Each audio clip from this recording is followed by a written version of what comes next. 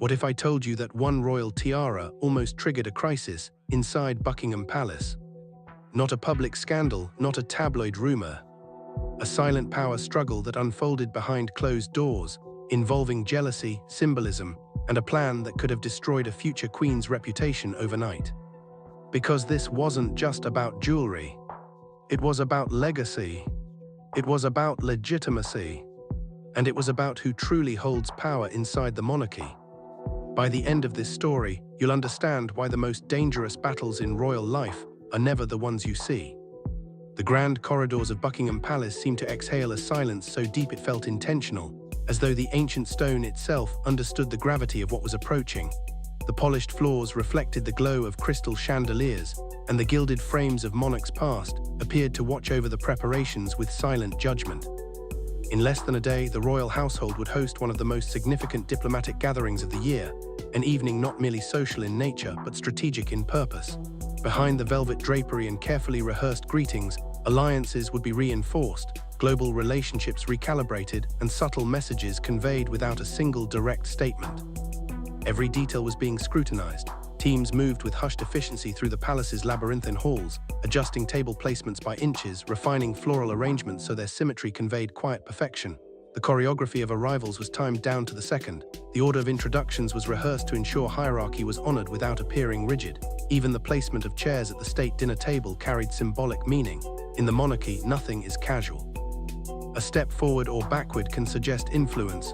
A shared glance can imply solidarity or distance. A jewel worn at the right moment can speak louder than any prepared speech. Because in royal life, optics are everything. The world does not merely observe the monarchy, it interprets it. Every public appearance becomes a living text, read and reread by commentators, historians, political analysts, and a global audience hungry for nuance. A tilt of the head may be dissected for emotion, a smile measured for sincerity. A carefully chosen heirloom, especially one steeped in history, can quietly communicate continuity, legitimacy, and authority. Yet beneath the carefully maintained facade of unity and tradition, tension simmered in places the public would never see. It was not the kind of conflict that erupts in dramatic statements or visible confrontation. It was subtler than that, more strategic. A silent contest unfolding in measured conversations, in subtle refusals, in the deliberate withholding or granting of symbolic gestures.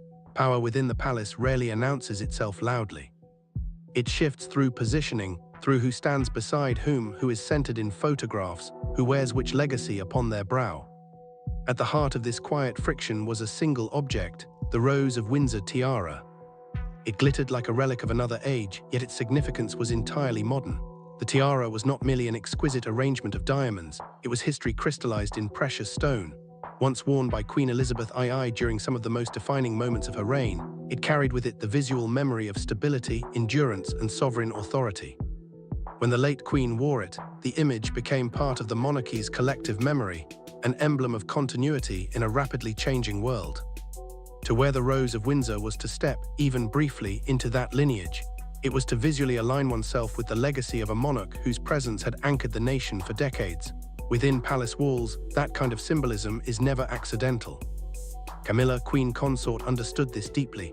She moved through the palace corridors with composed assurance, the quiet steadiness of someone who had endured a long and difficult journey to reach her current position. Her path had been anything but smooth. Years of public scrutiny, relentless media narratives, and the shadow of past controversies had followed her every step.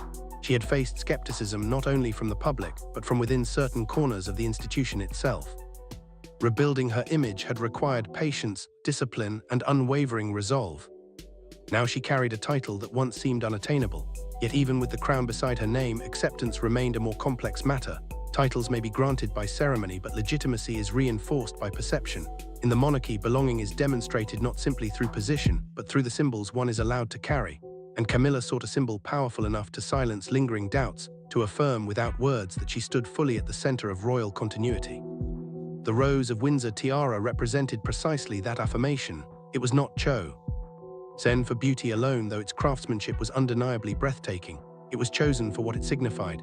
The memory of Queen Elizabeth II, the stability of the past, the seamless thread of succession. When Camilla requested the tiara for the upcoming gala, those within the palace understood that her request carried weight far beyond aesthetic preference. It was a statement of intent, a desire to be seen not merely as consort by title, but as rightful guardian of legacy. And in a palace where every symbol matters, that request would not go unnoticed. Princess Anne, known for her uncompromising devotion to protocol and her famously direct manner, did not hesitate. Her response was delivered with the calm precision of someone who understands both her authority and her responsibility to the institution above all else. The Rose of Windsor tiara, she explained, was currently undergoing maintenance and polishing. The explanation was measured, polite, and immovable. There was no hostility in her tone, no visible resistance, just the quiet certainty of a decision already settled. It was the kind of refusal that leaves no room for negotiation, the kind that signals finality without ever raising its voice. Camilla received the answer with composed grace. She nodded, accepted the reasoning, and offered no outward objection. To any observer, the matter appeared closed, but within royal life, silence is rarely synonymous with surrender. More often, it is a prelude to recalibration, a pause before strategy shifts direction, because in the monarchy, power is not always exercised through confrontation, it is often maneuvered through patience. In the days that followed, subtle murmurs began circulating within the palace's inner corridors. Staff members spoke in lowered tones, advisors exchanged cautious glances. A possibility was being considered. Catherine, Princess of Wales, might be chosen to wear the Rose of Windsor tiara at the gala instead. The implication was immediate and unmistakable. Catherine, widely viewed as the embodiment of the monarchy's future, admired for her composure and her ability to modernize tradition without undermining it, would stand before the world wearing a jewel intimately associated with Queen Elizabeth II. If this decision were finalized, the symbolism would resonate far beyond the ballroom. It would suggest continuity. It would signal institutional trust. It would quietly declare that the monarchy's next chapter rested confidently upon Catherine's shoulders. No speech would be required. The image alone would speak volumes. For Camilla, such a development could not have been inconsequential. After years, indeed decades, of navigating public skepticism, rebuilding credibility, and establishing her position beside King Charles, the notion of being symbolically eclipsed would have carried weight. In the royal sphere, perception defines reality. To stand at the center of the frame is to embody authority. To be positioned at its edge is to risk irrelevance. Every gesture becomes magnified, every decision layered with implication. Then, as preparations reached their crescendo and the palace hummed with anticipation, the unthinkable happened. During a routine internal transfer along a secured route, one known only to authorized insiders, the Rose of Windsor tiara vanished. The sealed case arrived at its destination empty. There was no public commotion, no dramatic interruption of plans. Instead, a cold and sobering realization took hold among those responsible. This had not been an accident. The circumstances suggested precision. The timing suggested calculation. The absence of visible disruption suggested familiarity with palace systems. This was not opportunistic theft. It bore the marks of deliberate design. The palace responded with disciplined discretion. Surveillance footage was reviewed frame by frame, technicians scrutinizing even the smallest inconsistencies. Access logs were analyzed to identify who had passed through each checkpoint. Security protocols were tightened without alerting the public. The machinery of royal protection shifted into motion with quiet efficiency, determined to contain the crisis before it reached beyond the palace gates. Catherine, in the midst of finalizing preparations for what would be one of the most closely observed appearances of her year, was informed. The news must have landed with unsettling clarity. She understood, perhaps more keenly than most, how swiftly optics can turn perilous. Within the royal family, innocence offers no shield against speculation. Visibility alone can make one a target.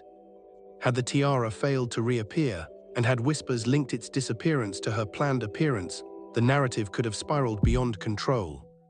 Speculation thrives in ambiguity, and in a media landscape eager for intrigue, even unfounded suspicion can metastasize into damaging rumor. Catherine knew this. She knew that if the symbol meant to elevate her, suddenly absent, questions would follow. Questions about responsibility, about internal discord, about hidden rivalries. And once those questions entered the public sphere, they would not be easily contained. Inside Buckingham Palace, the tension deepened. What had begun as a symbolic disagreement now threatened to evolve into something far more destabilizing. The gala loomed closer with each passing hour, and the fate of a single tiara suddenly carried consequences far beyond its glittering surface. Princess Anne did not delegate the matter. She assumed control of the investigation personally, bringing to it the same disciplined resolve that had defined her decades of public service. There were no theatrics, no visible agitation, only quiet, relentless precision.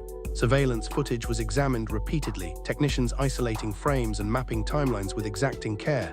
It was during this scrutiny that a detail emerged, a brief but critical lapse in coverage. A blind spot had existed for mere moments, just long enough for the sealed case containing the Rose of Windsor tiara to pass beyond the reach of recorded visibility. It was not crude sabotage, nor was it an innocent technical malfunction. The gap felt calculated, intentional, engineered with knowledge of the system rather than luck against it. The list of individuals authorized to access that route was reviewed line by line. Every name carried weight, every authorization required justification, and among those names was one that shifted the emotional temperature of the room: Laura Lopes, Camilla's daughter. The discovery did not provoke immediate accusation, but it deepened the unease. In royal investigations, implication alone can destabilize relationships, and here implication touched the inner circle of the Queen Consort herself. Security officials proceeded with discretion rather than spectacle.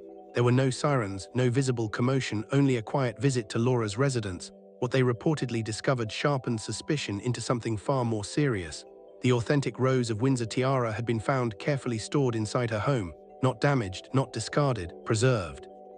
Further examination suggested evidence of replica preparation, materials, documentation, and indications that a substitution may have been in progress. The possibility was staggering. Had Catherine unknowingly worn a counterfeit at a high-profile diplomatic event, the fallout would have been immense. The credibility of the Princess of Wales would have been questioned, the integrity of royal presentation would have been scrutinized, and the monarchy itself could have faced international embarrassment. The findings were brought directly to King Charles. Princess Anne did not dramatize them, she presented them with measured clarity. The tiara's recovery, the signs of replication, the connection to Laura, each fact stood on its own, forming a narrative too coherent to ignore. For Charles, the realization must have been deeply personal. What had begun as symbolic rivalry had escalated into something far more precarious. Internal tensions had crossed into a domain where reputation, legacy, and institutional stability were all at risk. His initial instinct was decisive containment: remove Camilla from the gala, prevent further symbolic damage, create immediate distance between the unfolding situation and the public event about to take place. But William intervened with steady pragmatism. A sudden exclusion would not contain speculation, it would ignite it. The press would sense fracture, questions would multiply, and the story, once exposed, would expand beyond anyone's control. The monarchy's strength lies in composure. Visible rupture would be interpreted as crisis. Thus, a quieter strategy prevailed. Camilla attended the gala as planned. There were no accusations, no public confrontation, no visible fracture in the royal facade, yet her presence was subtly recalibrated. In official photographs, she appeared slightly removed from central alignments. In moments of symbolic significance, others filled the spaces of prominence. She was present, undeniably so, but not visually anchored at the center of the narrative. The choreography required no explanation. Within the palace, the message would have been unmistakable. It was a form of discipline that relied not on words, but on positioning. For someone who had fought for decades to secure acceptance and recognition, such peripheral placement must have carried a quiet sting. There was no public humiliation, no overt rebuke, but in a world where optics define influence, being moved to the edge of the frame speaks volumes. Catherine, meanwhile, stepped forward wearing the restored Rose of Windsor tiara. Her composure was unwavering. There was no visible triumph, no indication of the tension that had preceded the evening. She fulfilled her role with calm discipline, allowing the symbol to speak in silence. Cameras flaws. Diplomacy proceeded. The monarchy presented its familiar image of continuity and grace. In the days that followed, Laura Lopes was quietly removed from the palace's inner circle. There were no press releases, no public acknowledgement. The matter was handled internally, preserving the institution's outward stability. Yet within the palace, the episode could not simply be erased. Trust, once strained, rarely returns to its original form. Even when surfaces are polished, fractures leave memory. The Rose of Windsor tiara now rests once more in secure storage, gleaming as though untouched by controversy. From the outside, order has been restored. The event was a success. The monarchy's public image remained intact. But the episode stands as a reminder that within institutions built on symbolism, even a single object can ignite profound conflict.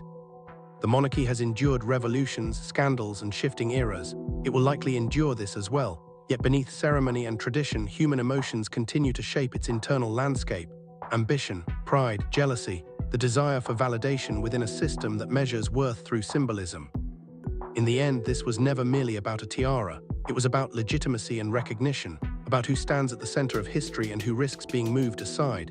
The lingering question is not whether tensions exist, they always do, but how they will evolve. And when the next symbolic battle emerges, who will be ready to navigate it without losing everything in the process? If you found this deep dive compelling, make sure to like the video. It helps more viewers discover these hidden layers of royal power dynamics. Subscribe to the channel for more in-depth analysis of the stories unfolding behind palace walls. Share your perspective in the comments. Was this calculated ambition, internal misunderstanding, or something even more complex?